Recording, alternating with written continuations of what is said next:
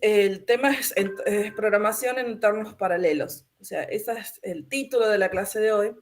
Pero como dice Ceci, esto en realidad es optimización, es como la ultimate optimización. Uno cuando escribe código, en general, uno escribe código pensando en que quiere que salgan los resultados claramente, que salgan bien, por supuesto, pero claramente quiere que los resultados estén de una manera rápida, ¿no? O sea, no quiere estar esperando uno por un resultado.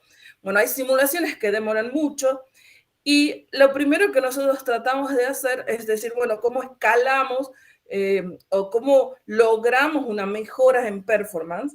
Y muchas veces se tiende a pensar que hay que paralelizar. Yo acá me paro antes de comenzar la parte de HPC y lo primero que quiero que sepan es que para poder tener para poder aprovechar la capacidad de la programación en paralelo, antes que nada hay que hacer nuestro código serial de toda la vida eficiente. Y eso significa que a veces hay que hacer algunas cuentas, algunas cosas de optimización. Por ejemplo, ¿qué harían ustedes para usar una optimización, por ejemplo, para mejorar la performance de una cuenta, supongamos, de una multiplicación de matrices? Algo que ustedes ya saben que es óptimo. ¿Qué harían, por ejemplo? ¿Cómo encararían el tema si saben qué hacer o una solución de ecuaciones, de muchas ecuaciones, ¿no? ¿Se dan una idea?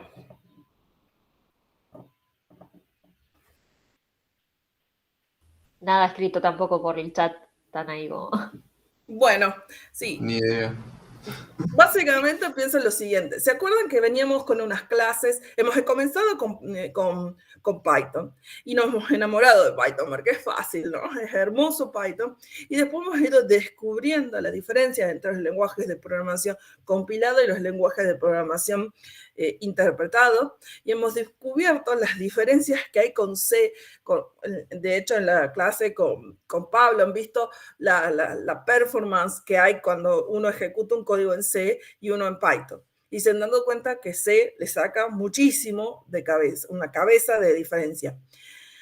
Pero además han visto también que sabiendo de esto, Python puede aprovechar estos códigos que están escritos en C y de hecho lo hace con NumPy.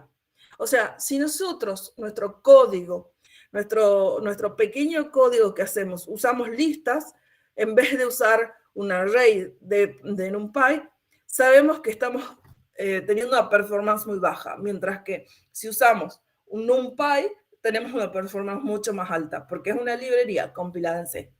Entonces, esos pequeños detalles que desde el lado del que se sienta a programar toma la decisión de qué estructura de datos usar, son importantes al momento de pensar en qué rápido quiero los resultados. Entonces, dicho esto, vamos a tratar de pensar la computación de alta performance o de alta, no sé cómo sería en otra traducción, alta performance o alto desempeño. Alto rendimiento, a veces. Rendimiento, desempeño, todas estas traducciones, que significa High Performance Computing en inglés, tenemos que pensar en nuestra cabeza en eficiencia. Y si nosotros hemos hecho ese pequeño clic en nuestro código de toda la vida de Python, de haber pasado de usar listas a usar arreglos de NumPy, estamos pensando en eficiencia, estamos haciendo HPC. Entonces, lo primero que hay que saber es dónde puedo usar qué. Uno cuando piensa en High Performance Computing, piensa en computadoras grandes, en tener una supercomputadora. Pero en realidad, hacer HPC se puede hacer en cualquier lado, en cualquier tipo de computadora, en una workstation cualquiera, en un smartphone. Hoy en día esto es bastante crítico, uso de smartphone, porque uno quiere resultados en tiempo casi real, ¿no? en una supercomputadora, en un clúster, en alguna infraestructura. Por ejemplo, ahora se usa mucho estas infraestructuras como las de Amazon, que son estas cloud computing que te ofrecen un servicio para ejecutar tu código, por ejemplo, de forma eficiente, o cualquier combinación de todas estas cosas. Entonces, lo primero que tenemos que saber es que hacer HPC se puede hacer en cualquier lado y significa eficiencia en lo que sea que yo tengo. Y entonces significa que quiero aprovechar el hardware que yo tenga disponible. Si yo le pude sacar el máximo de jugo a mi hardware y aún no logro la eficiencia deseada, recién entonces pienso en comprar nuevo hardware. O sea, no tiremos nuestra computadora porque no nos salgan los resultados rápidos, sino tratemos de hacerla eficiente la programación y recién veamos de comprar más hardware, ¿no? ¿Cuándo es necesario hacer este tipo digamos, tener en cuenta o hacer HPC? Bueno, muchas veces, y esto está un poco muy pensado para nuestros ámbitos, que es la ciencia, es cuando necesitamos tener resultados de simulaciones que son muy extremas.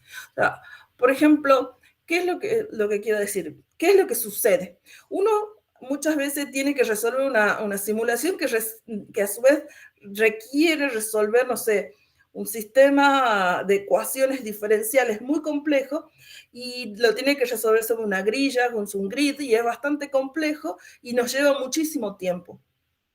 Generalmente este tipo de simulaciones, a priori, si ustedes supongamos que los resultados les salen después de un día de ejecución, pueden pensar, bueno, a ver, si yo solo quiero sacar el resultado para escribir mi tesis, significa que lo voy a ejecutar una sola vez y está todo ok. Pero la verdad es que en el proceso de tener ese resultado, ustedes tienen que ejecutarlo muchas veces, porque ¿qué pasa si sale un error en el medio? ¿Qué pasa si no son los resultados que nosotros esperamos? Cada vez que yo quiera correr esto, tengo un día de tiempo de ejecución. Entonces, tenemos que pensar en que las quiero correr de forma eficiente. ¿Por qué hago hincapié en estas cosas? Porque muchas veces los dejamos de lado porque como no lo necesitamos implementar de modo real, digamos, digamos, en producción, no es software de producción, muchas veces nos olvidamos y a veces, digamos, no nos interesa tanto esperar un poco. Pero cuando uno empieza a ver, o sea, al principio es como uno le da tanta bolilla y después cuando empieza a pasar mucho tiempo corrigiendo y perdiendo tiempo en esto, es que uno tiene que empezar a ponerle un poco más de cabeza, ¿no? A la programación. Cuando nosotros pensamos en programación de alta performance, en high performance computing, uno quiere tener una respuesta rápida, es decir, nosotros queremos alta productividad. Quiero hacer las cosas rápido, obtener un resultado rápido. Y uno de los problemas que tiene el HPC, o sea, es que no puedo correr nuestro software de alta, digamos, nuestros códigos de alto nivel, o sea, en programas de alto nivel. O sea, el software es bastante viejo y se lo corre con un hardware bueno. Entonces, yo lo que necesito es tener un software, un lenguaje de programación más específicamente, que me permita sacarle jugo al hardware. Entonces, yo necesito fíjense que en Python ustedes no tienen conciencia ni saben cómo hacer las asignaciones de memoria. No saben qué tipo de memoria tienen, cuál es el liberado, no saben nada.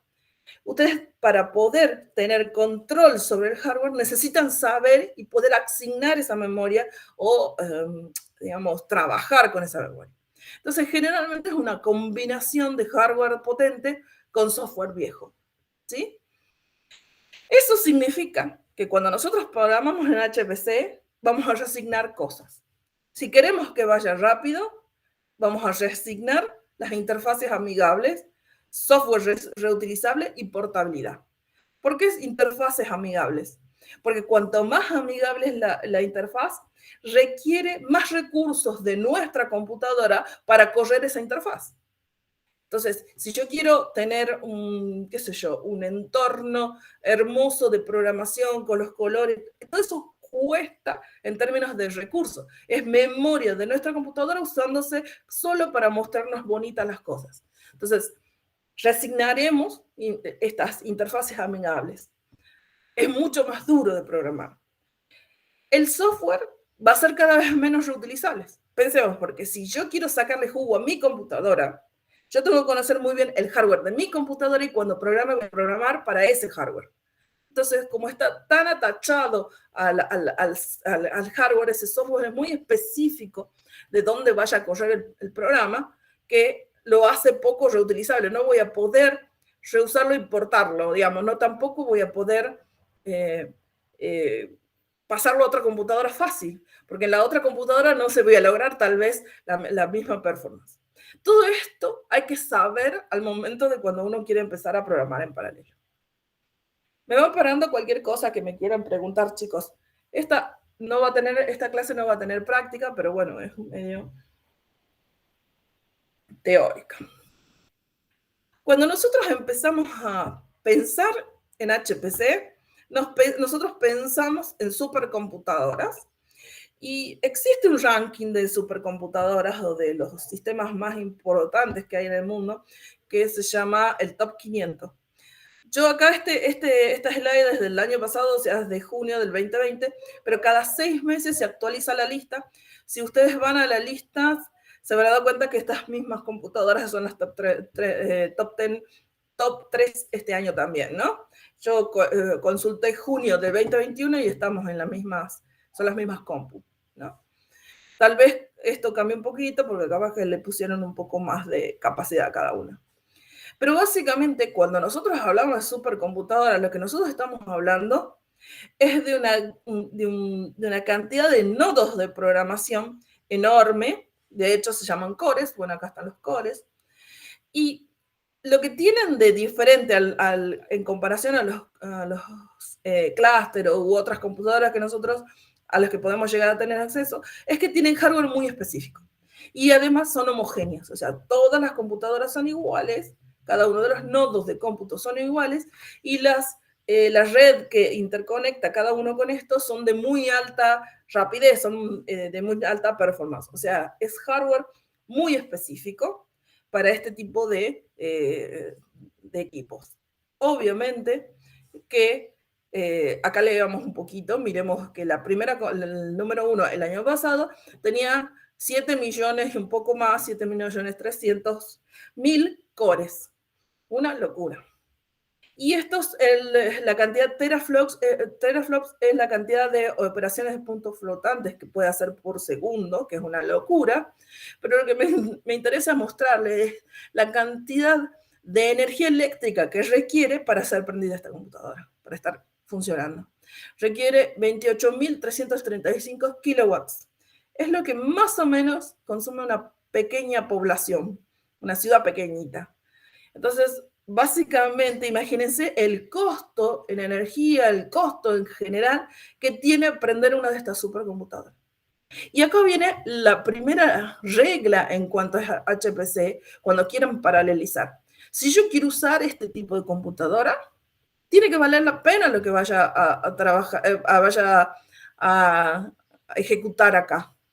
Porque no voy a gastar tanta plata en prender una computadora por algo que se pueda hacer en otra más chica.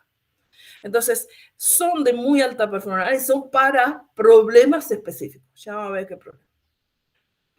La pregunta que creo que es del millón es, ok, esto es hardware muy específico, muy de alta performance, hermoso, además visualmente una locura, pero por debajo todas estas computadoras hasta la actualidad por debajo tienen el modelo de von Neumann.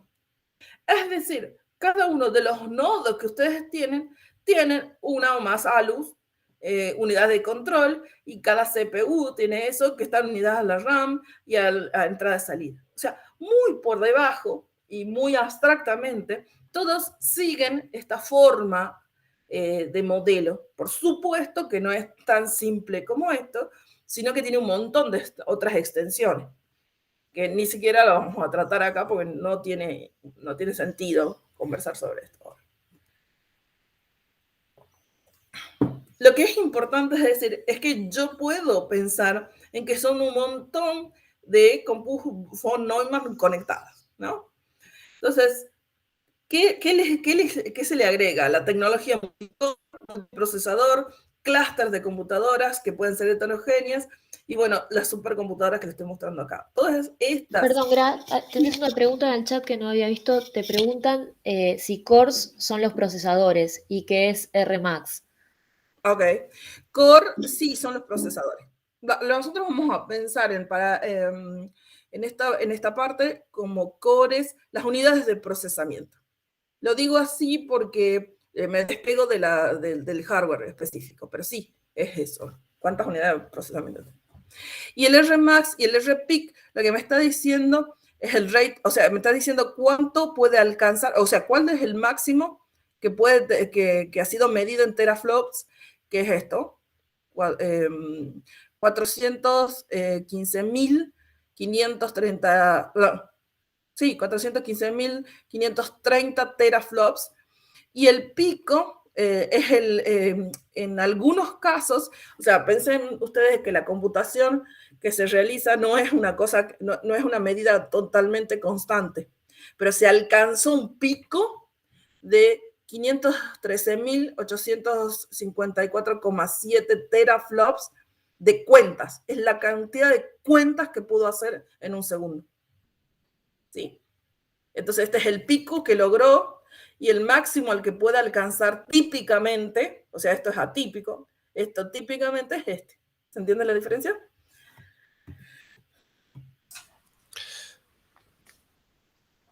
Una consulta. Me parece que dijiste que todas las compus estas son homogéneas, pero en el recuadro amarillo dice de computadoras heterogéneas. ¿Hay alguna diferencia entre las dos cosas? Sí. Esto no estoy hablando de estas múltiples, estoy hablando de todas las extensiones que hay de von Neumann. Acá está la supercomputadora. ¿Ves? Estas son homogéneas, pero existen los que se llaman clusters, que son los clusters que tenemos en nuestras universidades, por ejemplo, que son de compus heterogéneas. ¿Sí? Nuestra tecnología multicore, la que yo tengo acá en mi casa, y multiprocesador, esas también todas tienen extensiones de von Neumann. ¿Sí? Ok, gracias. Era una enumeración. Pregunta, ¿para qué se usan en estos casos las computadoras más grandes? Exacto. ¿Para qué se usan? Está acá.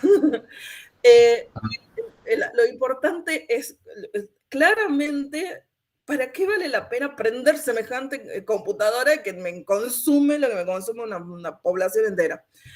Y todo depende del problema que tenga. Existen en la actualidad problemas que no tienen soluciones rápidas, incluso en la actualidad, que son difíciles de resolver. Uno de esos, parece una tontera, pero es resolver el pronóstico del clima de nuestro de todos los días. O sea, si yo quiero saber si mañana llueve, para saber si mañana va a llover en una localidad, en un lugar determinado, lo que se hace, pero esto es hablando muy mal pronto, ¿no?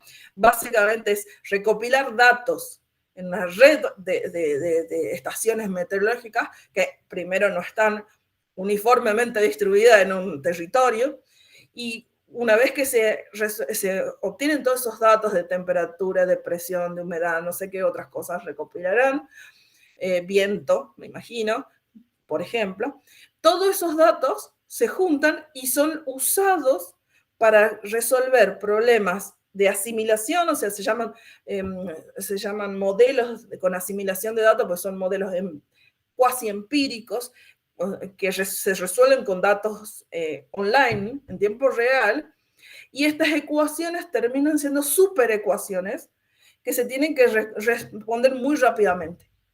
Y de ahí sale el pronóstico. Bueno, hacer eso tiene un costo tan grande que la mayoría de las computadoras de alta performance se dedican a clima.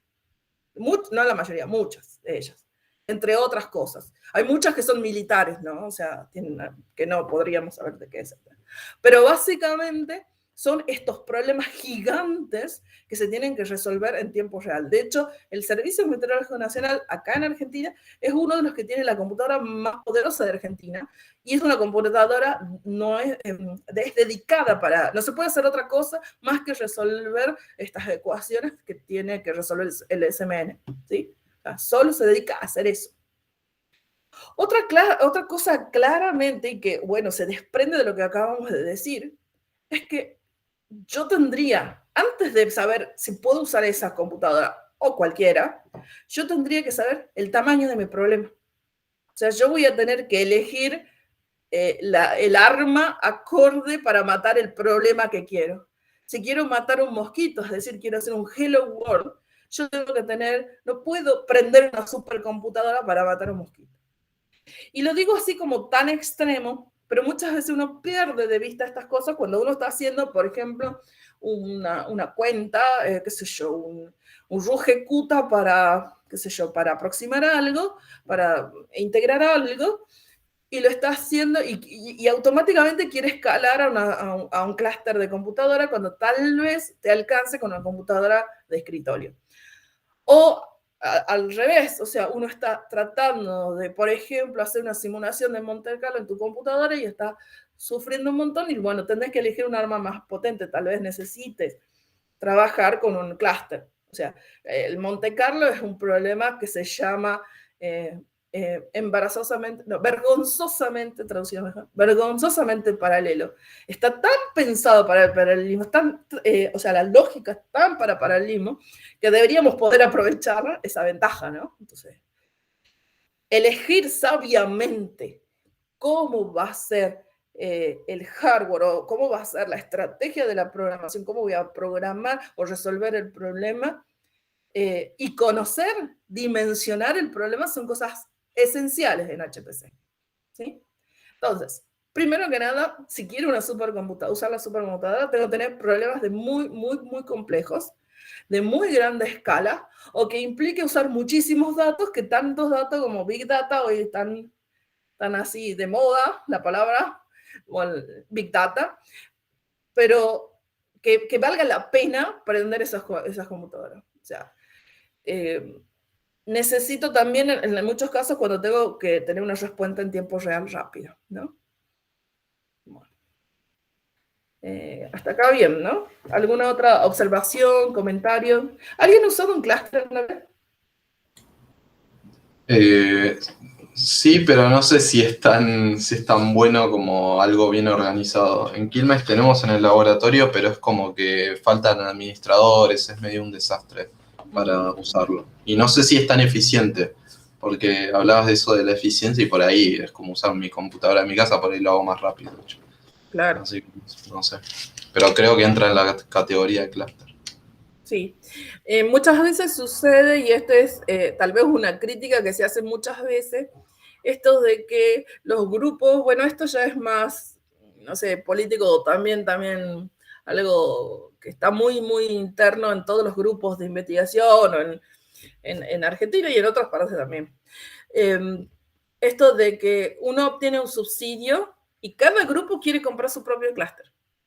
O sea, cada grupo quiere hacer su propio clúster y su propio, digamos, conectar unas cuantas compus con una CPU, qué sé yo, con lo que le alcance el subsidio que tiene.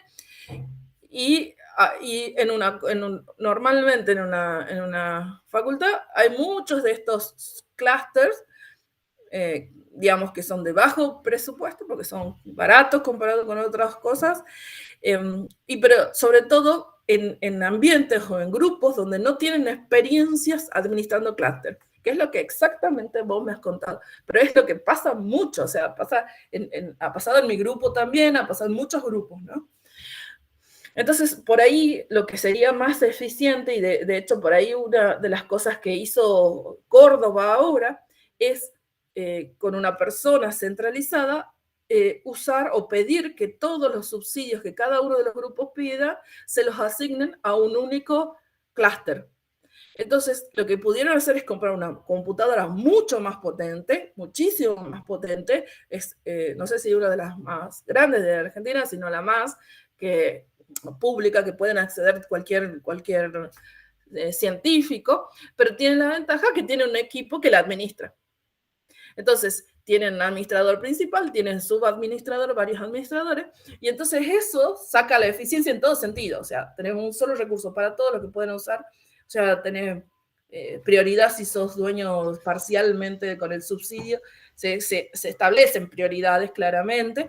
Hay una turnera, o sea, también, o sea, por supuesto, como dice Gra, tiene prioridades, pero ¿vieron el Sistema Nacional de Turnos para el uso de equipos que está en la página, creo que no me acuerdo si de agencia o de CONICET? SNK. Claro, hay un sistema donde vos podés acceder, así como podés acceder a un tomógrafo, no sé, les pasa a los paleontólogos que hacen tomografías a los huesos, así, vos podés acceder al clúster haciendo la aplicación a través del sistema. Te asignan un turno, un tiempo y podés trabajar con ese clúster. Eso es gratis, eso. Sí, claro. Para investigadores, sí. Sí. Gente de la eso es El sistema Claro, si yo científico. quiero hacer algo personal de finanzas, no. Digo, no. Claramente no. Claro. Claro. No. Son dedicados para las ciencias fundamentalmente. Pero sí, bueno, esos turnos que menciona se asignan de acuerdo a muchas cosas. Se asignan, por ejemplo, una de las cosas que uno tiene que hacer para sacar el turno es mandar un reporte de cómo ha sido tu código en tu computadora o en tu clúster chiquitito para mostrar que conoces de lo que estás hablando, o sea, que no has programado cualquier cosa, porque en realidad vos tenés que hacer uso eficiente de estas cosas. Tienen que estar siendo usado todo el tiempo para que valga la pena comprar un hardware tan caro, pero además tenés que demostrar que como programador lo sabes usar. O sea, porque no voy a poner un Hello World en un clúster de ese tamaño. Entonces tenés que mostrar conocimiento. Después te van a pedir algunas cosas sobre tu código. Se asignan también por los grupos de investigación y además ahí existen otras cosas que tienen que ver más con la administración de los nodos, en cómo se asignan los recursos. O sea, tal vez eso ya es más interno, ¿no? O sea, cómo se distribuye los nodos, capaz que, por ejemplo, para docentes o para investigadores de Córdoba tengan cierta cantidad de nodos máximos posible y para un investigador que recién está empezando te den poquitos nodos. Y de hecho vos vas escalando en la cantidad podés ir pidiendo más cosas a medida que vas demostrando que los vas necesitando o que estás escribiendo código eficiente. O sea, al final del día tenés mucha responsabilidad como programador, digamos, ¿no? Ahí les compartí el link del sistema de cómputo de alto desempeño. Sí. Tucumán tiene uno muy, muy, muy pequeño que ya está prácticamente por caer en desuso, que entre comillas los he estado administrando ya un tiempo, ahora estamos con otras personas colaborando, pero el problema de ese clúster es que, bueno, es un hardware muy pequeñito y está casi todo el tiempo destinado a 2 o 3 grupos, que son los que lo usan intensivamente. Y, o sea, pero hay de todos tipos, hay... En Buenos Aires hay varios, o sea, creo que se puede acceder a varios. Una pregunta, ¿ese código en qué tiene que estar hecho? Bien, los códigos en general tienen que estar en C o en Fortran. O sea, porque lo que yo un poco les decía, si yo hago en Python no es eficiente en el uso de sus recursos. O sea, y además, en general, cuando ustedes programan en programación, o sea, hacen programación en paralelo, tienen que conocer, tienen que poder administrar en qué lugar de memoria quieren usar, cómo la van a usar, cómo la van a liberar, tienen que tener mucho control sobre el hardware. Es más difícil de programar, pero le sacan más rédito, ¿no? Sí, algunas cosas hay en Python, pero no se logra mucho. No se logra mucho. O sea, las cosas que más o menos realmente se corren en estos clústeres son estas que les digo, C o Fortran.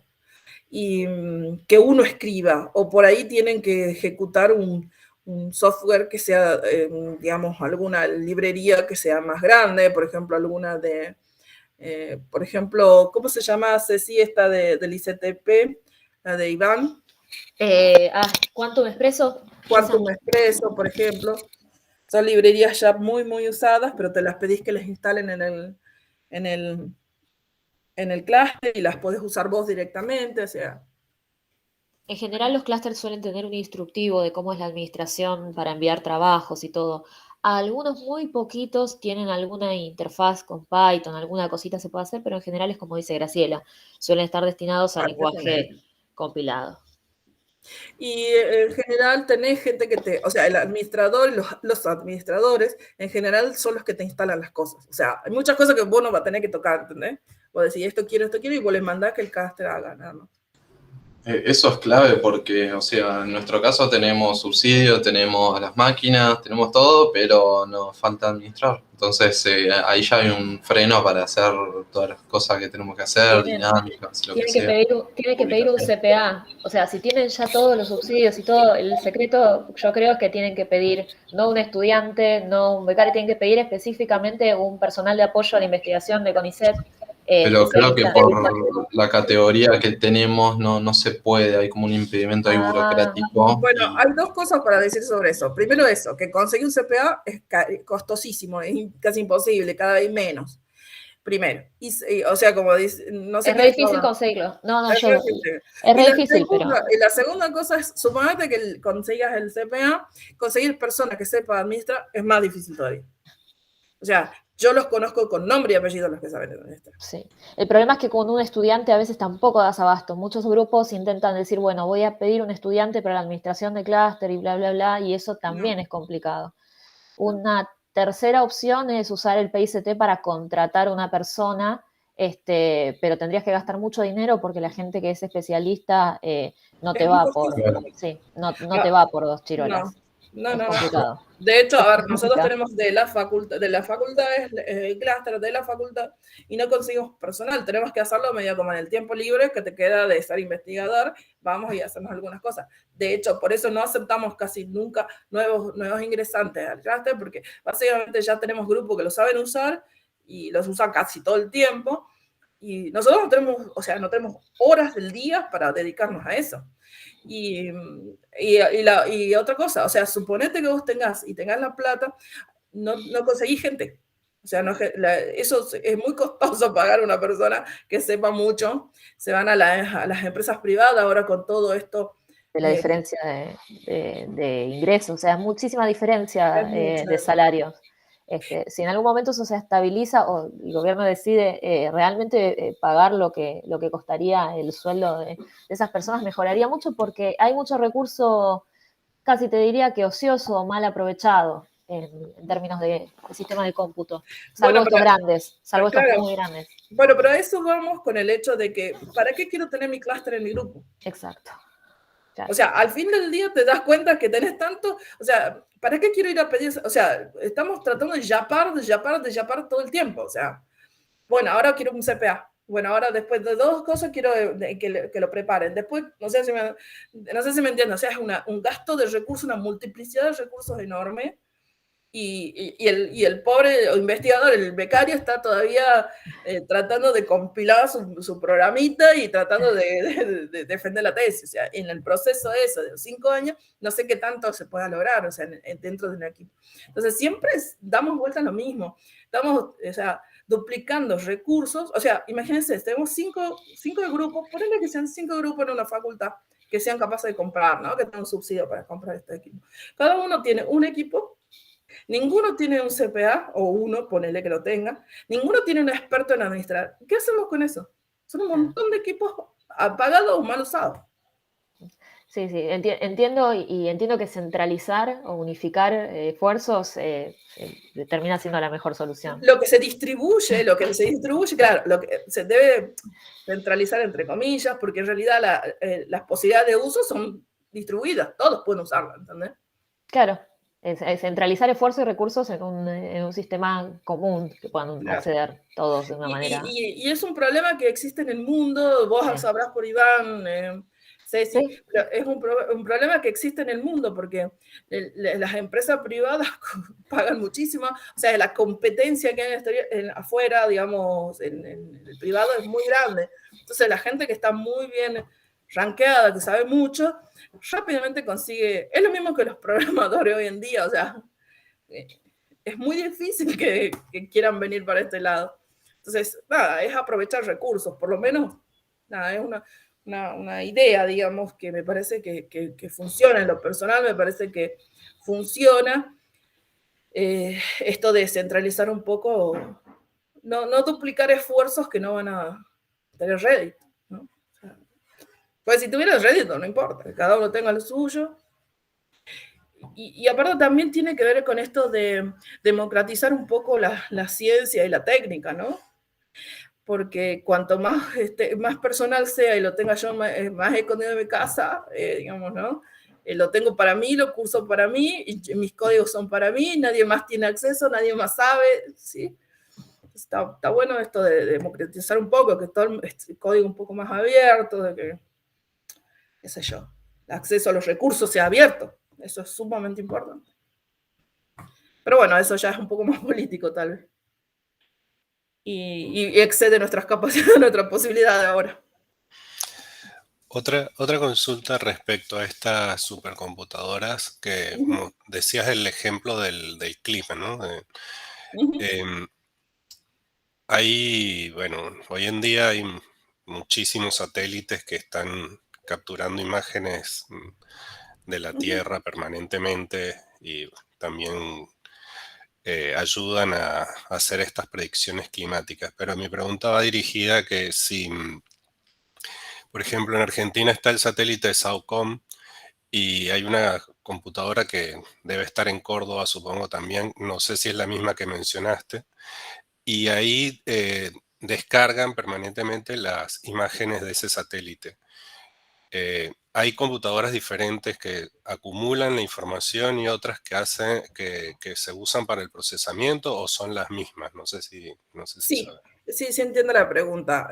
Y bueno, justo tocaste un tema muy cerca de casa porque yo trabajo con CONAE, así que, y con algunos sondas espaciales. Entonces me dio como que justo el tema. Bueno, básicamente existen distintos, tenemos que hacer la diferencia entre lo que son servidores de datos, servidores, bueno, pueden ser, lo conoce usted, a los de mail, y los servidores que son de procesamiento. O sea, estos clusters que yo estoy mostrando y supercomputadora solo es para hacer cuenta, no es para guardar cosas. Entonces, el almacenamiento está en un lado, la cuenta en otra. Son dos cosas diferentes. De hecho, eso es lo que hace CONAE. Algunas tiene muy pocos servicios generalmente, o sea, tiene un servicio de acceso a datos, más que de acceso a hacer cuentas sobre esos datos. ¿Se entiende la diferencia? Entonces, Sí, entiendo. Entonces, por ejemplo, nosotros bajamos los datos de CONAE, o sea, CONAE es la super base de datos, y lo hacemos nosotros, procesamos en nuestra casa, digamos, nuestro lugar. Eso sería la idea. Existen varios formatos, digamos, lo simplifiqué mucho, pero depende mucho también de las entidades públicas, de cómo es el compartir los datos, depende de muchas cosas, ¿no? Claro. Sí, no, también te preguntaba porque, por ejemplo, está el programa Copernicus de la Comunidad Europea. Bueno, como trabajas en CONAE, supongo que sabes exactamente lo que es. Em, y ellos me parece que trabajan con Python más que todo. No sé si también este procesamiento de las imágenes después también se puede hacer con C y con Fortran. Se puede hacer con todo. De hecho, lo que yo estoy hablando es cómo lo ejecutamos en la supercomputadora. Porque después, o sea, en estos tipos de proyectos tan grandes, en realidad no existe un solo desarrollo de software unificado.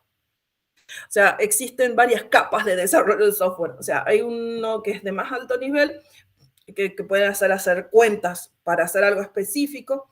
De hecho, existen niveles de datos y cada uno de los datos se van guardando en base de datos y son obtenidos a través de diferentes procesos o preprocesos. Entonces, por ejemplo, si yo necesito hacer una simulación muy costosa, uso la supercomputadora.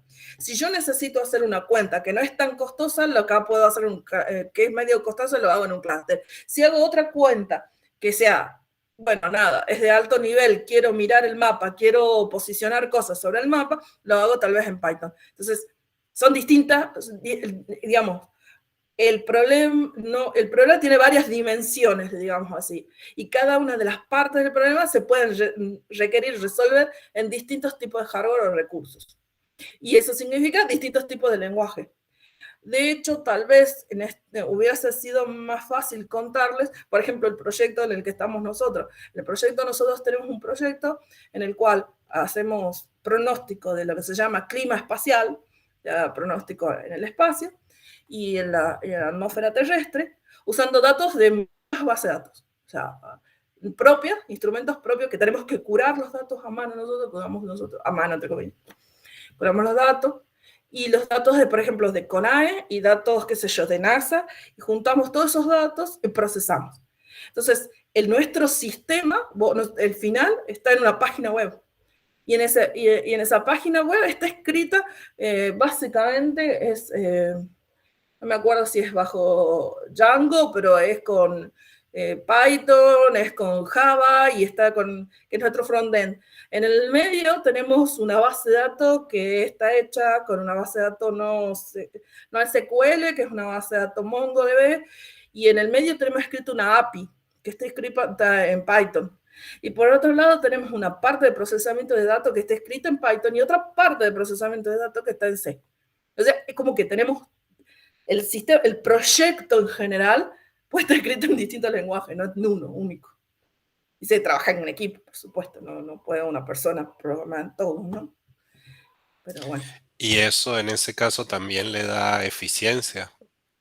Sí, en eso ahí hay muchas más cosas para pensar en eficiencia. O sea, nosotros, una de las cosas, por ejemplo, es el diseño, que es muy, muy importante. Decidir qué cosas se van a hacer dónde y cómo, eso es eficiencia. Por ejemplo, nosotros tenemos que hacer una cuenta muy sencilla, que tal vez tenga que hacer el update cada segundo, y entonces hacer un refresh de la página cada segundo puede ser muy costoso. Entonces, tomar la decisión de quién lo va a resolver, si la API o el frontend, eso es diseño, y eso puede repercutir mucho en la performance. Entonces, todo eso es hacer, todo lo que pensar en eficiencia es HPC, pero lo que yo les muestro ahora es la parte de hacer las cuentas fuertes, ¿no? De hecho, lo hacemos en C, nosotros, las cuentas fuertes. Y voy a hacer un comentario, pero bueno, predecir el clima, entonces, es una de las cosas que más contribuye al cambio climático. Predecirlo el clima no es lo que más contribuye, pero... Porque gasta más energía. Claro, pero verde no es. Es muy costoso, es muy costoso. Bueno, preferible predecir el clima y no minar criptomoneda. Eso es terrible. Sí, eso, Bitcoin está quemando la capa. O sea, no, es increíble, chicos. O sea, digo, a ver, yo vengo de informática, o sea, de programación, y tengo bueno, mis estudiantes de doctorado y de grado, todos me hacen minería, ¿no? O sea, me hacen me entristece profundamente. Me hacen la tesis y el resto del día están en otra, digamos. Incontributivo absolutamente. No, qué cosa pero increíble. es la realidad. Y la mayoría de mis estudiantes de grado, o sea, han visto ustedes ahora, es el boom de la programación, es terrible lo que se necesita. Bueno, yo pongo horarios de clase a las 7 de la mañana, he tomado un parcial un domingo porque están trabajando tanto, trabajan para afuera, cobran un montón de plata. Tengo alumnos de primer año que se los llevan a despegar a estas empresas. Y bueno, o sea, no terminan el grado ya. No llegan a terminar el grado. Es algo con lo que peleo todos los días de mi vida. Pero bueno. Bueno, nada. Un poco de...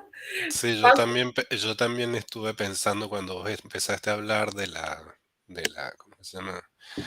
De la efectividad, que mucha gente lo estaría usando para eso, ¿no? De ver cómo es la manera de tener una computadora más barata, pero que produzca más minería, no sé cuál es el término exacto. Sí, que hagan, saquen, conseguir sus criptocositas, como le digo yo. Yo no estoy sacando, terrible lo mío, pero bueno. No estoy no voy con la onda de hoy. Pero bueno, nada, esto es lo que es, digamos, es lo que sucede. Y sí, muchos grandes centros de cómputos que no son, digamos, de investigación están dedicados para eso, para criptomonedas hoy en día. Mucho más de lo que uno cree. Bueno, volviendo, solamente nos hemos puesto charlar y solamente les mostré 2 slides. Lo que, en este caso, lo que les quería mostrar es que es algo que ustedes tendrían que más o menos tal vez ya conocen, aunque sea intuitivamente, pero tiene que ver con las formas en las que se puede hacer el cómputo o que se pueden conectar los procesadores, ¿no? Y una es hacer un procesador, es obtener muchos procesadores, multiprocesadores de forma simétrica o, de acceso a memoria no uniforme. Y es muy fácil. Esto es lo que nosotros llamamos memoria compartida y esto lo llamamos muy así, memoria distribuida. ¿Qué quiere decir memoria compartida? Es cuando ustedes tienen la posibilidad de poner una CPU, conectarla a un bus de datos y eso está todo conectado a una memoria principal. Entonces puedo conectar muchas CPU a una misma memoria. Esto es básicamente, si se acuerdan que yo les había mostrado en la parte de arquitectura que los multicores que tenían en algunos casos la posibilidad de tener la misma, o sea, el acceso, tenían partes que accedían toda a la misma memoria principal, ¿sí? Y no uniforme significa que tengo cada CPU con su propia memoria principal y a su vez están interconectados. Es decir, en este caso, si yo quiero que esta CPU y esta CPU hagan la cuenta, solo me tengo que comunicar a través de este bus, ¿no? Y si yo quiero que estas dos hagan las cosas, cada una puede hacer las cuentas con la memoria que le asigne, con los datos que estén distribuidos acá. Cuando vean esto que dice bus, eso es lo costoso, porque lo que cuesta acá es hacer la sincronización o la conexión. Entonces, cuando uno piensa en programar en entornos paralelos, que quiere decir distribuir el trabajo, yo cuando quiera distribuir de forma simultánea el trabajo, tengo que saber que sea cual sea la forma que tengo yo cualquiera de estos dos modelos que tenga yo en mi hardware, voy a perder cosas por la interconexión. O sea, lo que me cuestan es conectar las CPUs, digamos, ¿no? La parte más costosa. ¿Cuál es la ventaja de esto? Que programar es fácil, porque como todos los datos están todas las CPU acceden al mismo dato, es rápido. Esta CPU accede a este dato y esta también lo tiene a mano. Es rápido y es directo. El problema es que esto escala bastante pobre, porque si yo quiero agregar una CPU, no hay problema, la pongo acá, la enchufo acá, pero voy a seguir teniendo la misma memoria, ¿sí? Entonces, escala bastante pobremente. Ahora tengo que compartir menos memoria la misma memoria para más memoria. El programador tiene que hacer la cuenta de la sincronización, o sea, ahora tengo un espacio de memoria, tengo acá el número 5 y todos tienen que acceder a ese número 5, yo tengo que tener cuidado de que si alguno me lo ha cambiado, cómo va a repercutir el resultado en los demás. O sea, tengo que sincronizar el acceso a la misma memoria. En el caso de los no uniformes, del acceso no uniforme, esto es lo que nosotros tenemos como idea de las multicores. Yo tengo una CPU con su memoria conectada con un cable, ¿no? Con un bus. Fíjense que si yo quiero comprar una CPU, quiero escalar este hardware, simplemente compro una CPU con su memoria y lo enchufe acá y ya está. Entonces esto escala bastante mejor y básicamente puedo comprar lo que se llama hardware off the shelf, que quiere decir cualquier hardware que ande disponible, económico, que lo compro en cualquier lado y lo conecto. ¿Sí? La cosa, como siempre, todo tiene sus ventajas y sus desventajas, y la cosa es que, fíjense que ahora, si yo quiero acceder a esta memoria, es barata, si quiero acceder a si esta CPU quiere acceder a la del lado, está todo mal. O sea, si yo venía haciendo las cuentas acá, con datos de acá, está todo bien, pero si esa cuenta en algún momento necesitas datos de acá, pasar por el bus es costoso. Entonces, por eso es no uniforme, a veces más rápido, a veces más lento. ¿sí?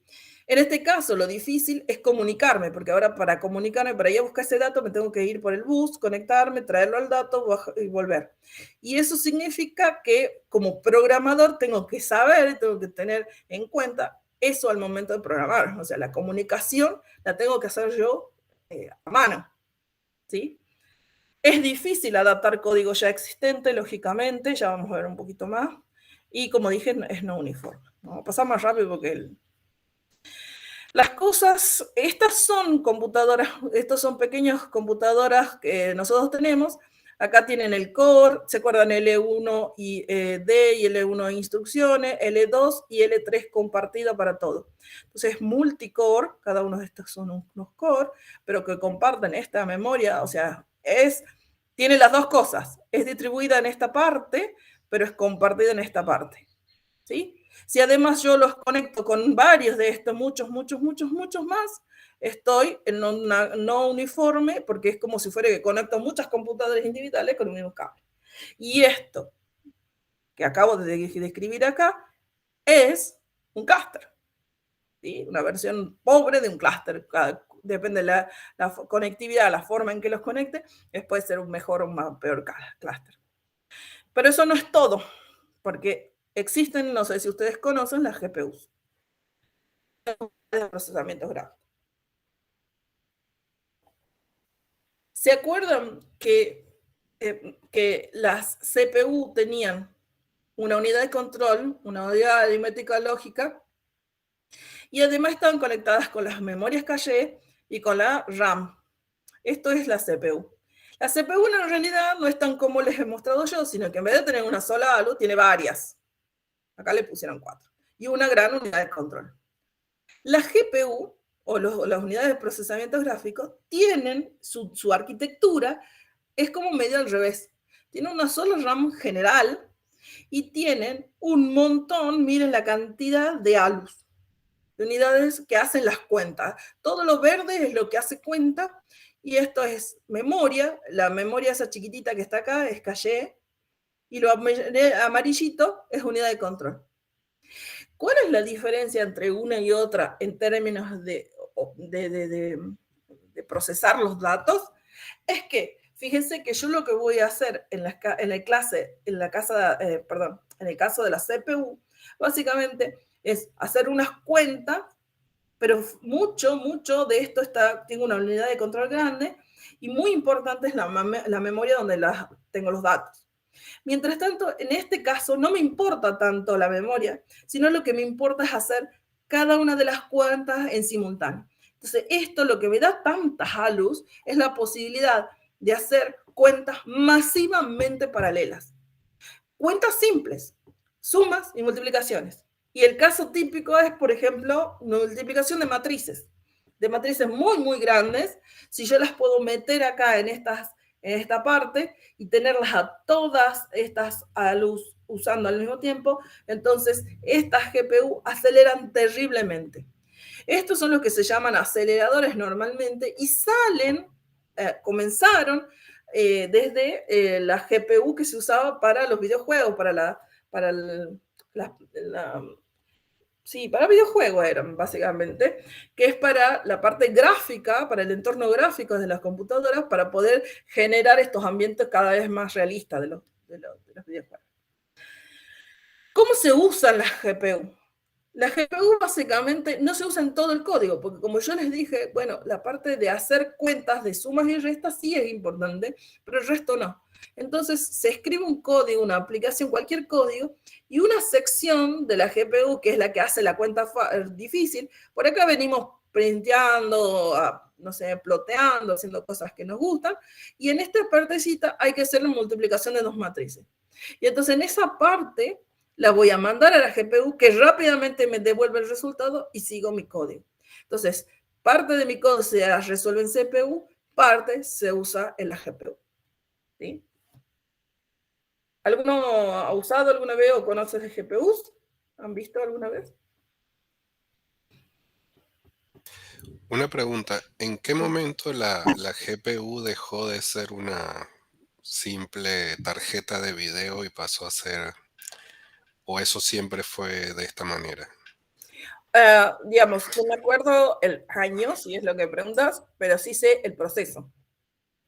Cuando estaba, digamos, ¿qué es lo que pasa? ¿Qué es lo que sucede en las tarjetas de video? Supongamos que yo tenga dos entornos, tengo dos estados, digamos, de movimiento de, qué sé yo, un hombrecito que va caminando, porque no sé, cualquier videojuego. Entonces, el estado 1 levanta la pierna, el estado 2 avanza, ¿no? Bueno, hacer ese proceso significa, al fin del día, resolver los píxeles, cómo van a ser el píxel en el estado siguiente. Los píxeles, o sea, las imágenes, no son más que matrices gigantes, o sea, son matrices de píxeles. Entonces se aplican estas transformadas, que son álgebra lineal al final del día, estas transformadas que sean rápidamente me conviertan al próximo estado, ¿no? Entonces, hacer eso en videojuego era resolver ecuaciones, era hacer cuentas con matrices. Entonces, ¿qué es lo que sucedió? Que un par de estos genios que están ahí todo el tiempo trabajando se han dado cuenta que a esta placa gráfica la podían usar para hacer cuentas. Y la empezaron a usar para hacer cuentas. O sea, no es que pidieron permiso a nadie, encontraron la manera de poner las ecuaciones que querían hacer de modo de imágenes y hacer las cuentas. Entonces, de esto se aviva NVIDIA, que era en ese momento la placa que estaba más desarrollada, y es que diseñan este hardware para procesamiento de datos. Pero básicamente es lo mismo. O sea, lo que pasa es que tiene otras posibilidades de acceso diferentes. O sea, son más fáciles de usar, ¿no? Entre comillas, fácil. Sí. O sea, ese ha sido el proceso. Porque los aceleradores de video son eso, resuelven muchas cuentas, transformaciones matemáticas, transformaciones numéricas. ¿Puedo, qué tal? Perdón. ¿Puedo Sí. agregar una cosita que me parece súper interesante de esto? Sí. Que, o sea, el proceso es como dice Graciela, y es impresionante. Perdón, voy a prender la cámara, así me pueden ver. O sea, es impresionante cómo la comunidad científica muy rápidamente agarró las GPU para desarrollar todas las abstracciones detrás, para hacer cosas. Programar en GPU hoy y programar hace 10 años es una experiencia súper diferente. Súper interesante ver ese proceso en cuanto a ver cómo la comunidad científica y en general lo va adaptando. Para que se den una idea, los primeros cómputos de lo que se llama GPGPU, que es General Purpose Graphical Processing Units, fue a principios de la década del 2000, en el 2001. Y ya en el 2010, en el 2003, arrancó un software que ahora se llama Humdi, que fue un software de Molecular Dynamics, todo en GPU, que era 20 veces más rápido que lo que se venía usando. Es impresionante la curva de crecimiento, y hoy los compiladores de NVIDIA particularmente son una locura, y todos los desarrollos detrás son terribles, ¿no? Pero es súper interesante eso. Si lo quieren leer, se los recomiendo. Tal cual. De hecho, yo lo aprendí hace muchos años. Pero es que al final del día, a ver, lo importante es, claro, al final del día es álgebra. Entonces, sí, no es que sea fácil hoy programarlos tampoco, digamos, en el sentido de que uno tiene que saber bastante de álgebra, de cómo meter las matricitas ahí, pero una vez que lo ponemos, es como dice Pablo, es una locura la diferencia de tiempos, una locura. Bueno. ¿Cómo nos va bueno, un poco de la mano de justo lo que estábamos hablando, es que cómo nos va a impactar a nosotros en el diseño de software, saber que ahora podemos programar en entornos paralelos, o sea, saber que ahora tenemos hardware que puede hacer las cuentas en simultáneo, ¿no? O sea, tenemos que de algún modo empezar a saber que podemos hacer estas cosas de paralelismo masivo, hacer 1.000.000 de cuentas todo el tiempo en simultáneo. Sabemos que vamos a empezar a ser cada vez más difícil, o sea, la complejidad va a ser cada vez más grande, y porque voy a tener que tener todo esto, saber esto de cómo meterla a la matriz ahí, hacer la cuenta, es importante, y eso quiere decir que va a ser más complejo. Pero también hay que saber que, claro, las cuentas que tenía antes de nuestro programa de toda la vida, de los que hemos hecho al principio, no va a ser muy eficiente. Entonces, saber que no voy a poder trasladarlos necesariamente, y más todavía no sé si lo voy a poder trasladar a estos inventes paralelos. No siempre es fácil pasar de algo serial a paralelo. De hecho, no hay como unas técnicas, hay como técnicas y ideas de cómo hacerlo, pero no existe una forma única de hacerlo. Y es poco previsible saber qué es lo que va a pasar, ¿no? ¿Qué es lo que va a salir? Creo que esto es el bottom line, ¿no? Saber qué hardware tengo para saber cómo lo puedo codificar. Eso es cómo puedo hacer mi código, ¿no? Sí quiero mencionar esto que ya los dije al principio, es que paralelizar está como la última etapa de hacer optimización. O sea, cuando nosotros escribimos nuestros códigos, paralelizar debería ser la última opción de haber probado un montón de cosas. ¿Qué cosas voy a probar, por ejemplo? Que usar aproximaciones cuando sea posible. O sea, no digamos, yo me acuerdo clarito de un caso de una persona que claramente quería quería una precisión, no sé, de dial a -15 para un caso que no lo requería demasiado. Entonces, tal vez usar alguna aproximación, algún método numérico que aproxime cuando sea posible, es una buena opción. En vez de exigir el valor exacto, desarrollar algoritmos más eficientes, y esto es sumamente importante,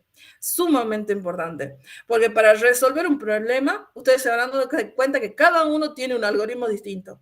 La pregunta es, ¿cuál es el eficiente? Y entonces acá yo sugiero que si tienen algoritmos que sean típicos, como por ejemplo un algoritmo que haga la búsqueda en un arreglo, o que haga, no sé, de hecho Monte Carlo, como hemos nombrado hace un rato, que vean la bibliografía, los algoritmos que existen actualmente para resolver ese tipo de cosas. O sea, tratemos de no pensar que nosotros tenemos la solución a todo, nuestro problema es el mejor de todos, sino tratar de buscar un algoritmo más adecuado para nuestro problema, ¿no?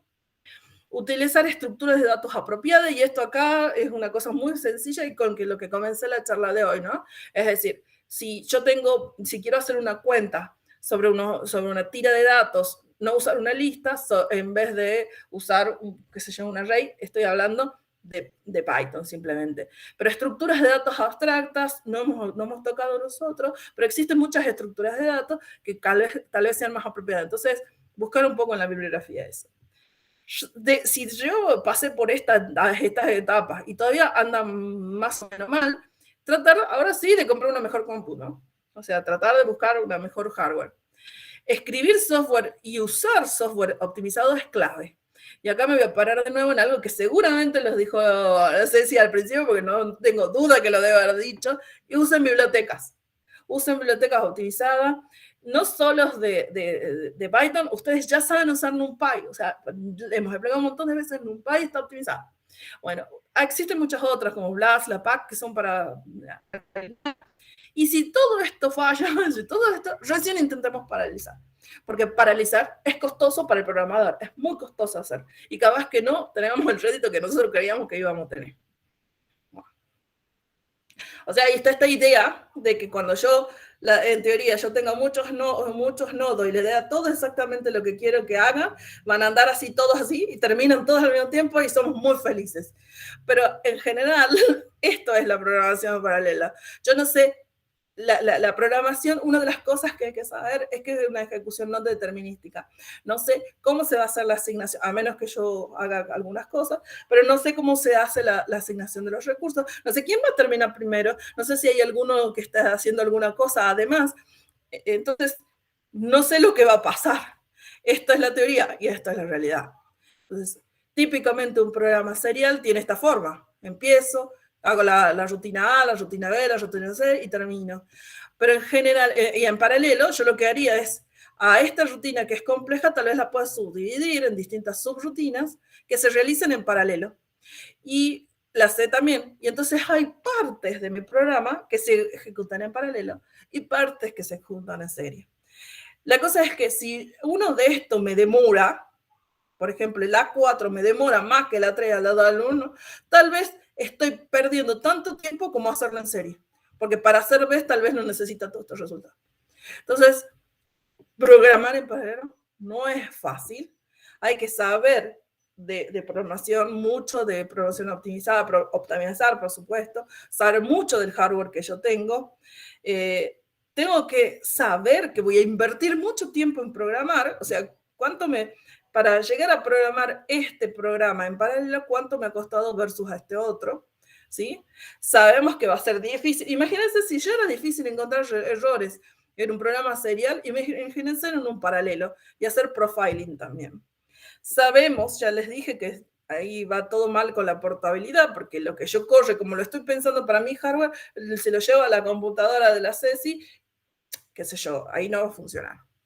Lo que dije de ejecución no determinística, y no es posible, no sé si alguno de ustedes sabe algo de algoritmia, pero los algoritmos seriales existe una forma de evaluar ese algoritmo, evaluar qué tan eficiente va a ser a medida que cambie o que crezca la entrada de mis datos, o sea, la entrada al algoritmo.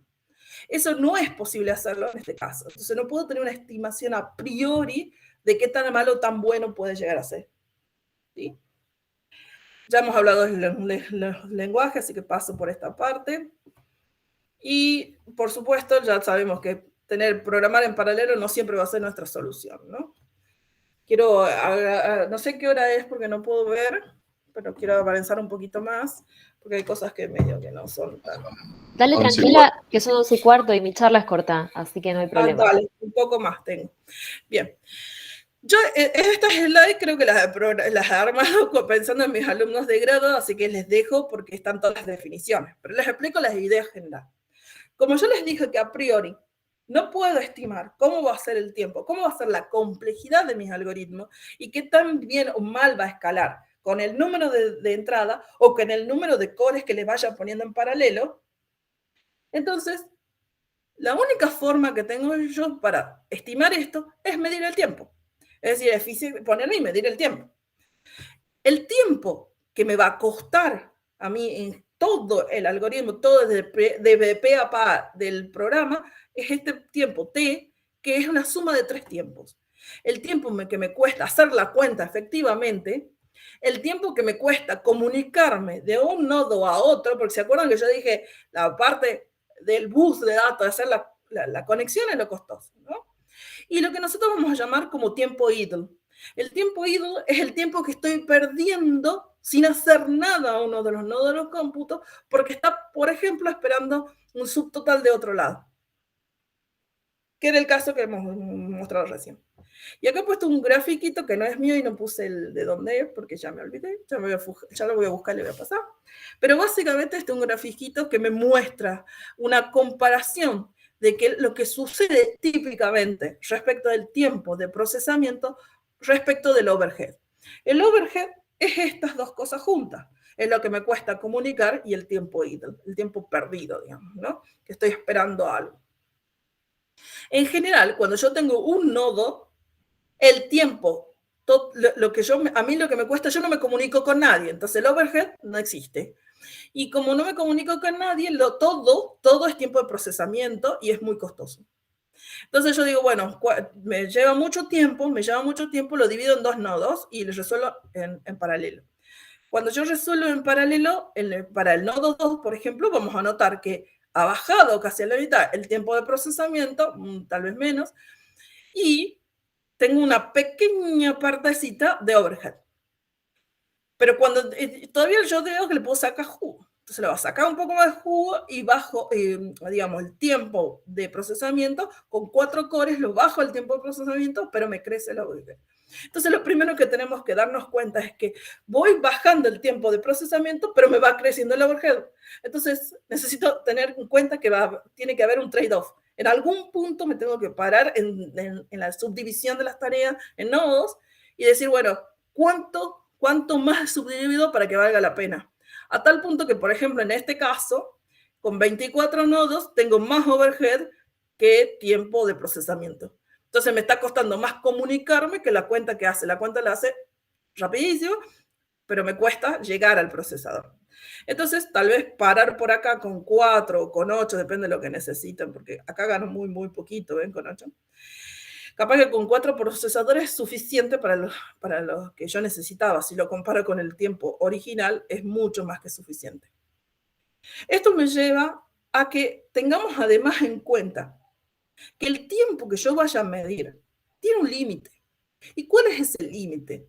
Ustedes han visto que hay partes del programa, les mostraba que hay partes que son seriales y hay partes que son paralelas. No todo puede ser todo paralelo.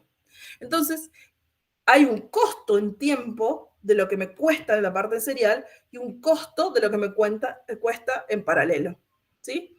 Entonces, a este tiempo yo lo puedo empezar a bajar cuando paralelice, pero no voy a poder bajarlo menos de lo que me cuesta el tiempo serial. ¿Qué quiero decir? Que este tiempo de la parte serial es un límite para mí, ¿sí? Y eso es lo que me dice la ley de Amdahl. Esta parte serial es el límite de lo que yo pueda hacer en mejoras de tiempo, ¿sí? ¿Cómo lo puedo ver de otra manera todo esto? O sea, repensar todo esto. Yo me doy cuenta que si tengo, miremos este que está acá, con la cantidad de 24 CPU, si miramos estos, yo me doy cuenta que el problema que yo tengo es mucho más chico de la capacidad, de la cantidad de nodos que yo tengo. Tengo más nodos de los que debería tener. Entonces, para que yo pueda usar 24 nodos bien, la parte de overhead tendría que ser al menos comparable con lo que yo hago, digamos, lo que me demora hacer la cuenta, ¿sí? Entonces significa que cuando yo quiero usar mucho CPU, yo tengo que tener un problema muy grande. O sea, tengo que hacer muchas más cuentas de las que la estoy haciendo acá.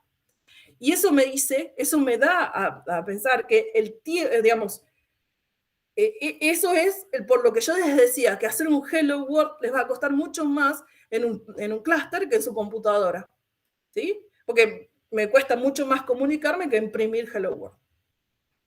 Bien.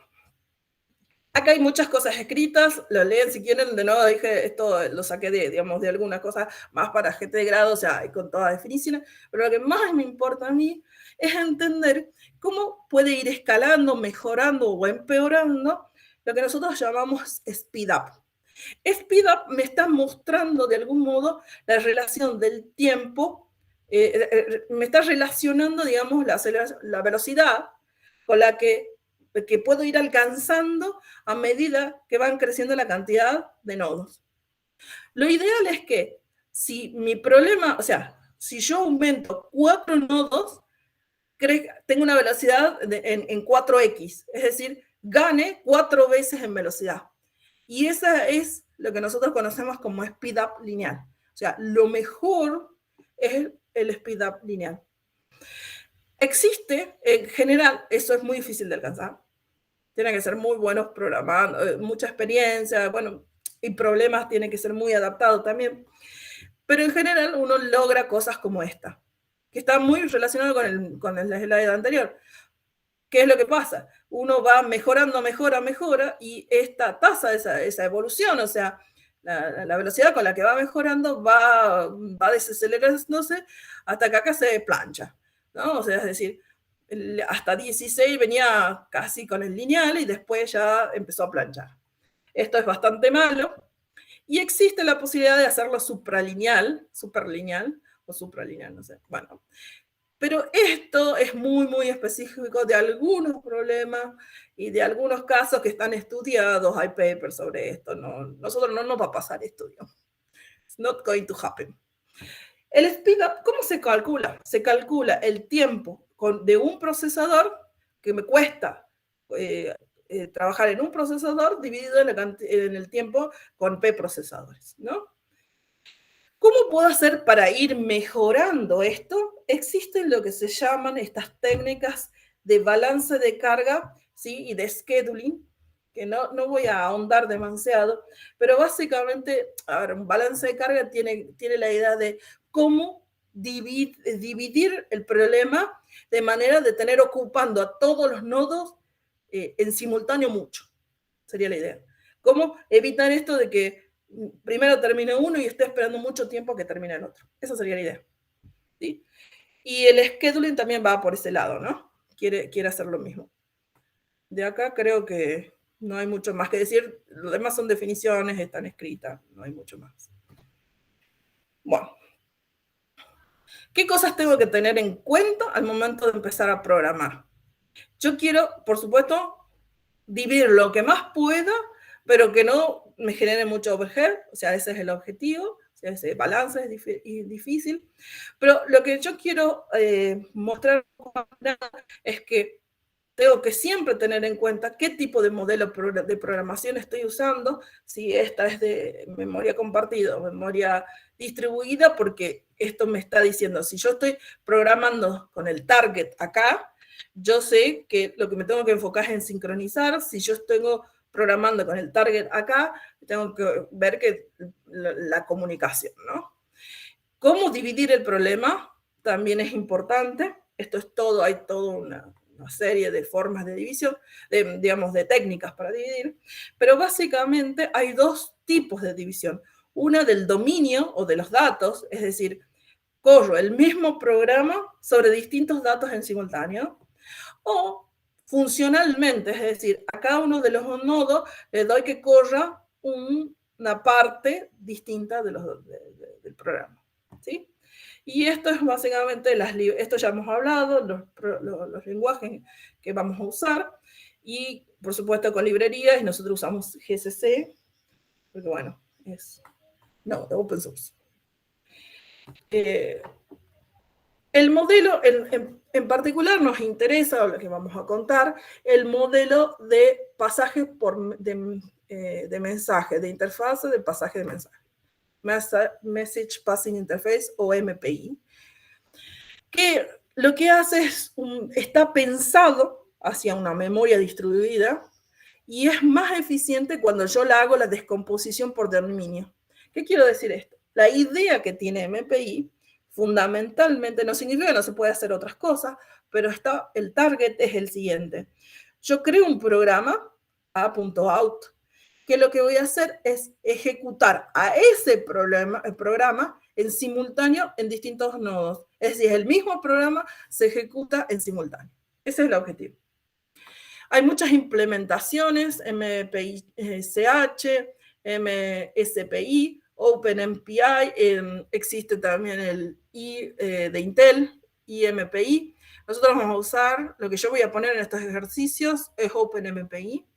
¿Sí? Si quieren verlo, ahí está el link donde lo pueden ir a buscar.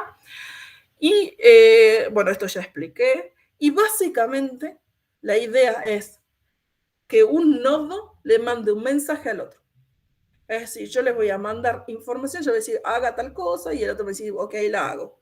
Y es decir, que se trabaja a través de un canal de comunicación mandando y recibiendo cosas. Entonces, el procesador o proceso 0 y el proceso 1 se quieren comunicar. El 0 le manda un send desde el origen. En el send es una función que voy a tener dentro de la librería OpenMPI, que le manda desde el origen al destino, o sea, quién es a quién le mando, el tipo de mensaje, qué mensaje le quiero decir, y algunas flags más. Y el que recibe tiene que recibir lo que le han mandado, es decir, desde dónde le mandaron, controlar que sea él el que debería recibir el tipo de mensaje, el mensaje y el flags. Acá está cómo instalar MPI para los que quieran, OpenMPI. Hay distintas formas, creo que también se puede hacer a través del Collabs. Pero como no hay práctica... Sí. No lo sé, creo que sí, porque se puede instalar. Lo que vos quieras lo podés instalar, creo que se podría, pero tendría que ponerme a investigar un poco. Sí, lo hemos podido hacer. De hecho, la semana pasada hice unas cosas. Si quieren, les puedo pasar. Le puedo decir a Leo, que es mi instructor, el auxiliar, y él les hace a los chicos desde Collabs. Así que le puedo pedir y les mando si quieren, para los que quieran chusmear, ¿no? Lo que es importante es saber que es una librería, una biblioteca, librería. Y la forma en que típicamente le vamos a ver al programa en C es una parte que incluya, o sea, la librería, tengo que traerla a la librería, toda una parte de código serial, una inicialización del bloque en paralelo, todo acá cuentas en paralelo, y finalización del bloque. Es decir, yo tengo un límite entre la inicialización de MPI y la finalización, que es todo un bloque que se va a ejecutar. Todo eso en simultáneo en todos los nodos que yo tenga. ¿Tá? Y después, bueno, sigue el programa hasta que termine. Acá vemos un ejemplito. Este es un programa en C, que lo que tienen acá es incluyendo mpi.h. Fíjense que hace un mpi-init, esta es una función de esta librería, mpi-init y mpi-finalize. Entonces quiere decir que desde acá hasta acá, todo esto se está realizando en paralelo. Bueno, ¿qué se está realizando en paralelo? Fíjense que esta es la parte serial, acá marcado, y esta es la parte que usamos mensajes.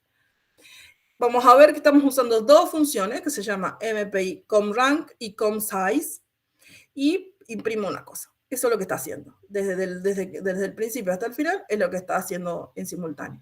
Es decir, en este momento, todos los nodos que tenga van a ser comRank. ComRank lo que lleva es mpi comWord y esta variable que se llama myID. Y comSize también tiene lo mismo de arriba de mpi comWord y npro, esta variable que se llama npro. ¿Qué hace esta función? ComRank lo que está haciendo es decir, abrir un comunicador. Esto es un comunicador mpi comWord, quiere decir un comunicador que agregue a todos los nodos disponibles. Y lo que hace es rankea, hace un nómbrese usted mismo, ¿no? Entonces, cuando se ejecuta, como esa línea se ejecuta en todos en paralelo, es como si fuera que cada uno de nosotros somos un nodo y en ese momento se ejecuta en cada uno de ustedes y cada uno se numera. Entonces, myID es 1, el ID de, qué sé yo, Ceci es 2, y así. Entonces, lo que hace con esto es nombrar a cada uno de los procesadores para usarlos después, ¿no? Y comSize, lo que hace comSize es devolver cuántos procesadores hay. Entonces acá yo digo quiénes son y acá cuántos son. Y lo que estoy haciendo es que todos imprimen myID y npro. Entonces, en la salida de este programa va a decir, yo soy el proceso 1 de 3. Es decir, así, yo soy el 2 de 3 y así. Entonces, cada uno se va a ir nombrando. Entonces, ¿entendemos qué hace este programita? ¿Les puedo hacer preguntas sobre esto?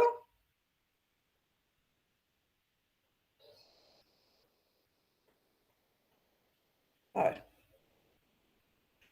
¿Qué hace el programa, chicos?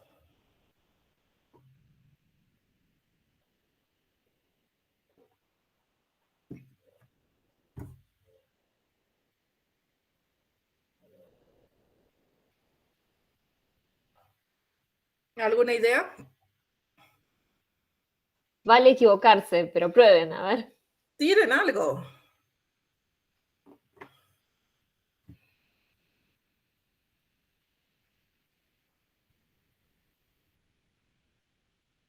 Nada.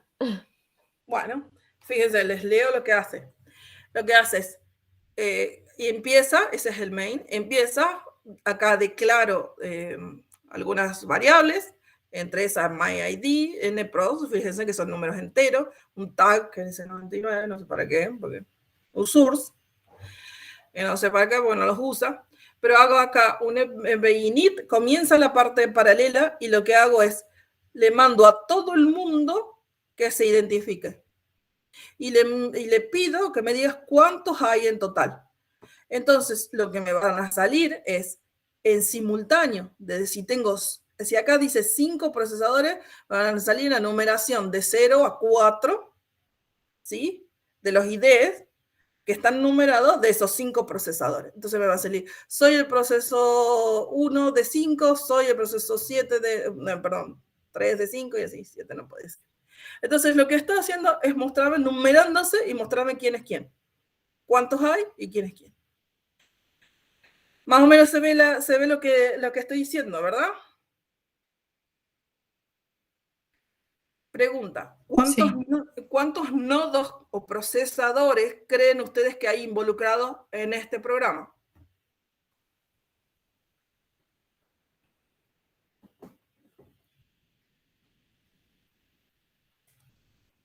¿Cuántos procesadores ven que hay?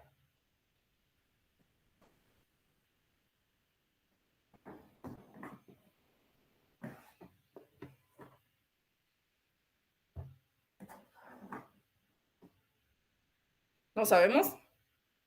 Vale, no sabe también.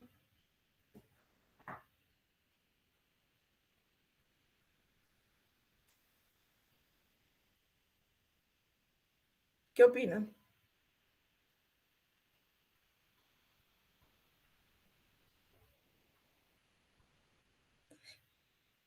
Fíjense que nunca dije cuántos hay. ¿Dónde dice que cuántos hay? En ningún lado. Pueden leer acá. En ningún lado dice cuántos vale nproc. Nproc no dice en ningún lado, ¿ven? De hecho, es más, nproc se llena el dato, esta variable, se le agrega el valor a cuando yo ejecute comsize. Significa que la cantidad de procesadores no las decido en tiempo de compilación, sino en ejecución. Cuando yo lo ejecute y tenga conectados 5 procesadores, con Word va a tener 5. Cuando yo le diga cuántos n igual a tantos que quiero ejecutar de los que tenga disponible, ahí recién no me va a dar la cantidad de procesadores. Y eso es lo importante, que esto se resuelve en tiempo de ejecución. La cantidad de procesadores es más. El ID también va a ocurrir en tiempo de ejecución. ¿Cuántas veces creen ustedes que se ejecuta el printf? Con la cantidad de procesadores que haya. Exacto, porque está dentro del bloque que se genera todo en paralelo. Y si lo pongo debajo del finalize, lógicamente voy a hacer una sola vez. ¿Sí? Bueno, ahora supongamos que yo llame y ejecute este programa con P igual a 5, con 5 procesadores. ¿Cuáles de las salidas que están acá abajo y por qué creen ustedes que es la salida? La A, la B, la C o la D. O sea, tengo 5 procesadores. ¿Qué me va a salir? 0, 1, 2, 3 o 4. O me va a salir al revés 4, 3, 2, 1, 0. O me va a salir 1, 3, 2, 0, 4. O me va a salir otra cosa.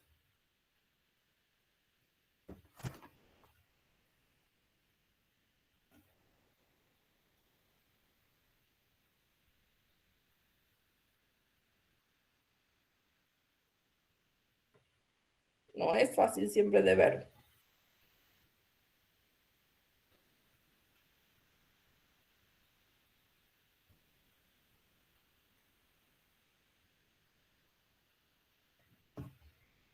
¿Qué pasa en el primero? ¿Qué le vende raro al primero? ¿Podría ser el A? Primero sale el 0, el 1, el 2, el 3, el 4, el procesador 0. Digo, yo soy el 0 de 5, yo soy 1 de 5, 2 de 5, 3 de 5, 4 de 5. ¿Puede ocurrir eso? Ahí.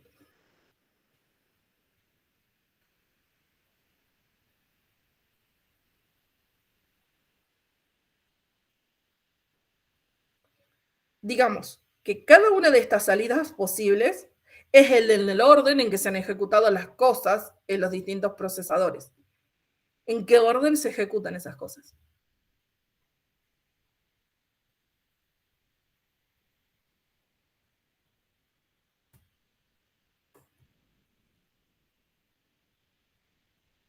¿Alguna idea?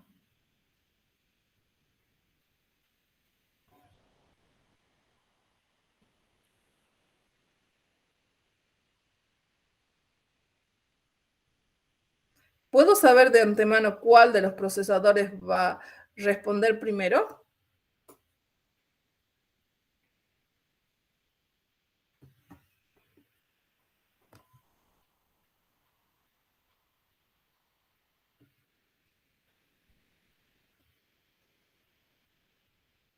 Yo diría que no, pero me puedo equivocar. Sí, es para eso en este momento. No puedo anticiparlo. ¿Se acuerdan que yo he dicho que es no determinística? Eso significa que puede salir en cualquier orden. Puede ser este sí, puede ser este sí, puede ser este sí, o puede ser cualquier orden. De antemano, no sé quién me responde primero. Ese es el problema. Y es algo crucial esto, porque aunque ustedes no programen en paralelo en su vida, capaz que no tengan que hacer este programa, pero tal vez usen algún programa que otra persona ha escrito y ejecutado y les van a salir los resultados todos desordenados. Porque si es un programa de este tipo, esto hay que siempre tenerlo en la cabeza, que no sabemos quién responde primero de los nodos, ¿sí? Bien. Ok, ya nos quedan poquitas slides. Y bueno, en general, para poder comunicarnos entre procesos, existen una serie en estas librerías, existen una serie de funciones que son muy pocas, yo les voy a poner rápidamente, que para comunicarnos entre los nodos. Y la primera forma de comunicación, hay dos tipos de comunicación en realidad. Una que es punto a punto y otra que es comunicación colectiva. ¿Qué quiere decir que sea punto a punto? Que de un nodo le mando datos a otro nodo y entonces hago un send y un receive. El receive lo tengo que hacer porque tengo que recibir los datos y tengo que controlar a que los reciba a través de un comunicador. Y la colectiva es desde un proceso, se hace el send y todos reciben, ¿no? Pero claramente, para poder comunicarme desde C a través de MPI, yo necesito hacer una equivalencia entre tipos de datos. Y eso significa que, para eso está esta tabla, ¿no? O sea, los tipos de datos char de C, los signed char, es lo que es MPI char. O sea, hay una equivalencia de nombres. Esto para que vean, porque más adelante voy a poner unos ejemplos, no vale la pena que les... Nada, ahí la tiene la tabla, no vale la pena que la leamos todas, ¿no? Y acá les pongo un pedazo de código y les voy a explicar lo que estoy haciendo. Lo que estamos haciendo en este pedacito de código es, básicamente, le estoy mandando de uno de estos procesadores al otro, haciendo send y receive. Pero como desde que yo haga el init hasta que haga el finalize, todo esto se hace en simultáneo en todos los procesadores van a mandar algo a alguien y todos van a recibir algo de alguien, ¿sí? Al mismo tiempo. Este tipo de pasaje de mensajes es sincrónico y desbloqueante. ¿Qué quiere decir? Que todo ocurre al mismo tiempo y hasta que no lo reciba al dato, no se ha terminado, digamos, no se ha terminado el proceso, ¿no? Todos los procesadores esperan que la transacción termine para seguir. Fíjense lo que hace este programa. Lo que hace es el comRank que ya conocemos y el comSize. Me dice cuántos procesadores hay y cómo se llama cada uno. Y entonces dice, bueno, de este que yo estoy ejecutando en este momento, supongo que sea el 7, porque no sé, no es determinística, ¿sí? Yo lo que voy a hacer es mando un entero, y ese entero que lo que le mando es esta cuenta. Hacer rank más 1, y esto es resto size. No importa, después hagan la cuenta ustedes, para que no perdamos tanto tiempo, para una cuentita más.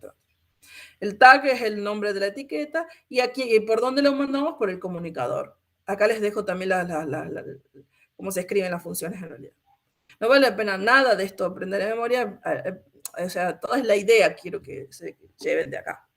Y al mismo tiempo, como yo dije que todos reciben algo de alguien.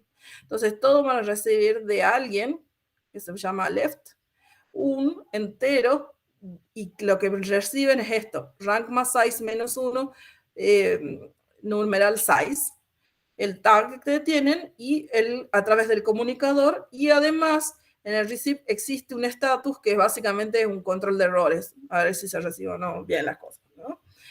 Y dice, yo soy el proceso, el MPI, número tanto de tantos, y a mi izquierda está tal procesador. Entonces, lo que hace esto básicamente es avisarle, cada uno en simultáneo le avisa quién está a la izquierda de él.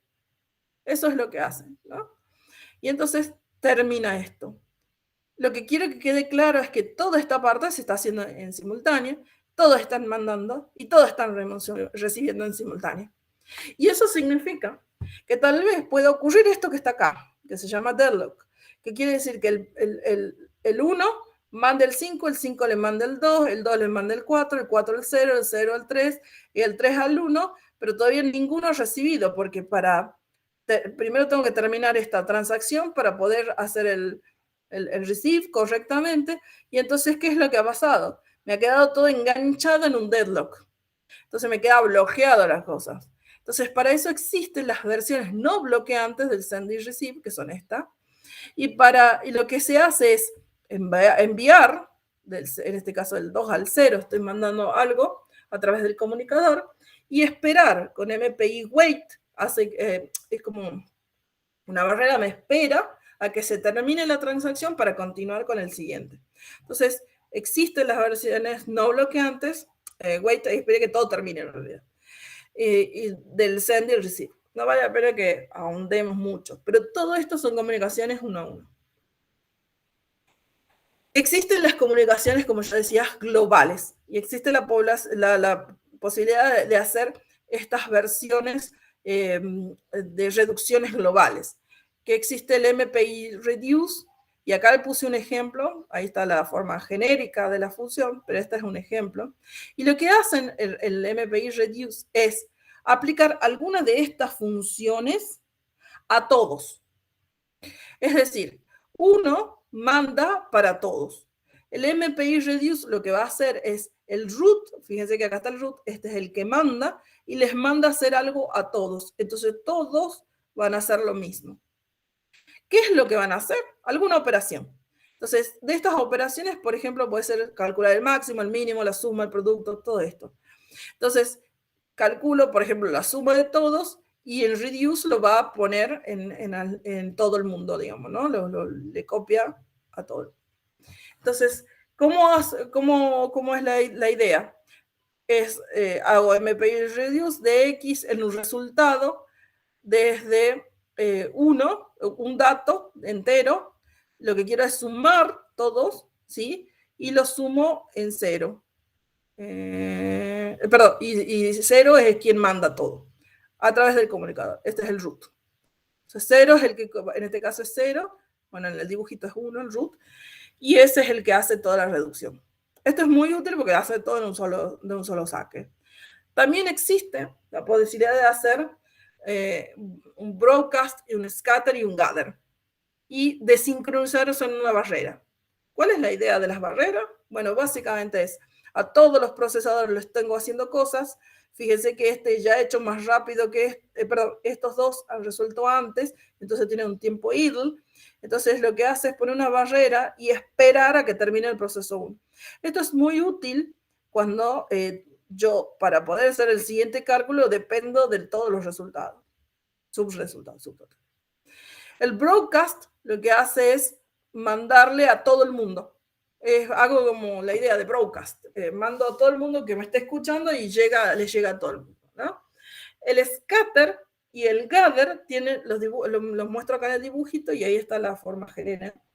El scatter lo que está haciendo es básicamente, yo tengo datos en un nodo y les subdivide a todos los nodos por igual. ¿Ven? Después de hacer un scatter, cada uno tiene un pedacito. Este tenía A, B, C, D, E. Este tiene A, este B, C, D y E. También para él, porque es a todo el mundo. Y el gather es juntar. Tenían cada uno de estos, y ahora lo que hago es juntarlos de nuevo acá, ¿sí? Entonces, me parece que copié el mismo dibujo. Bueno, tendría que haber, a ver, dije, claro. No, está correcto, está correcto. Yo también lo estoy juntando, ¿ves? En este nodo estoy juntando de todos. El A, B, C, D y E, y lo junto ahí. Ahí. Sí. Es que me ha quedado cada uno también me queda el que tenía local. Bien.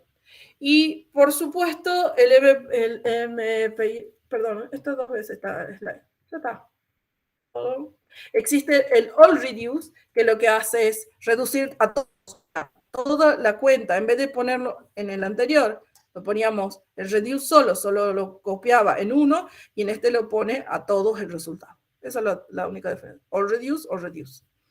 Y con eso terminamos todas las opciones. Esto es todo lo que existe, no todo, pero creo que quedan unas cuantas funcione más si no me acuerdo, es mal.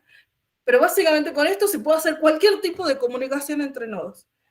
Básicamente, ¿cómo vamos a hacer? Yo no puse acá ejemplos concretos porque me parecía como mucho, pero supongamos que yo tengo que hacer suma de dos vectores, entonces yo tendré que buscar la forma de programar, de comunicar cada pedacito de ese arreglo y pasárselo a un nodo y a otro, entonces tendré que hacer un send y un receive, o tendré que mandarles a todos algo, y con eso, con estas cuantas operaciones que yo he mostrado, es suficiente para básicamente programar cualquier cosa que ustedes quieran con MPI.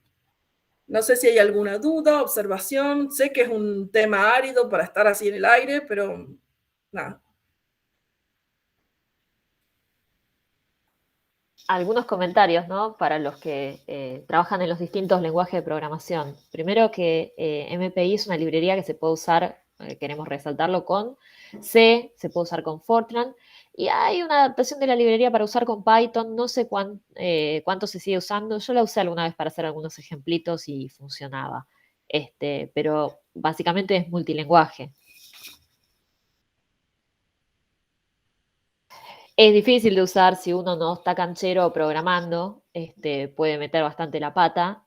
La idea es que uno, si no sabe hacerlo, primero conviene tener un código hecho en C o en Fortran y estar seguro de cómo corre ese código y cómo funcionan todas sus funciones para después tomar la decisión de paralelizarlo, ¿no? Un poco queremos dejar también ese mensaje de optimización. O sea, fíjense que Graciela fue mostrando todas las herramientas de a poquito que existen, todas las maneras de pensar que existen para llegar hasta la programación en paralelo. Pero no, digamos que requiere cierta experiencia para que no sea meterle un montón de cosas que no van a funcionar.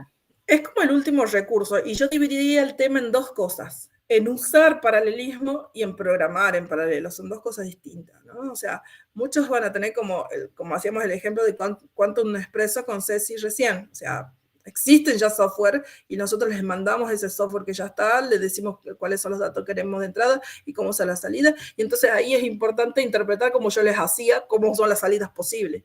Interpretar las salidas es difícil a veces también.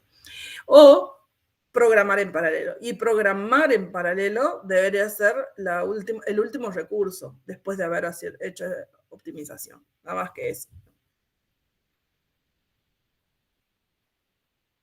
Bueno, corto la grabación acá, si podemos después separar más fácil las charlas y si tienen preguntas igual pueden seguir haciendo alguna más. Y están vivos como para terminar la charla mía, les prometo que es una charla de 20 minutos, no más. Sí, por acá sí. Bien, entonces denme un segundo que voy a cortar la grabación. Ahí está. Bárbaro.